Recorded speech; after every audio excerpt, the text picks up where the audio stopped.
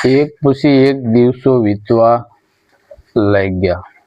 મહારાજ દશરથની ત્રણેય રાણીઓનું જીવન પુલકિત થવા લાગ્યું. દિન પ્રતિદિન તેમના આનંદમાં વૃદ્ધિ થતી હતી. હવે તેમના શરીરમાં સત્વરે પરિવર્તન થવા લાગ્યું.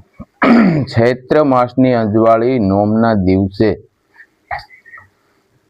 પુનર્વસુ નક્ષત્રમાં જ્યારે સૂર્ય મેષ રાશિમાં, મંગળ મકરમાં, શનિ તુલામાં, ગુરુ કર્કમાં અને શુક્ર મીનમાં હતો, ત્યારે મહારાણી કૌશલ્યાએ પુત્ર રામનો જન્મ આપ્યો. તેના હોઠ અરાતા, ચક્ષુઓ તેજસ્વી, બાહુ દીર્ઘ અને નવીન મેઘ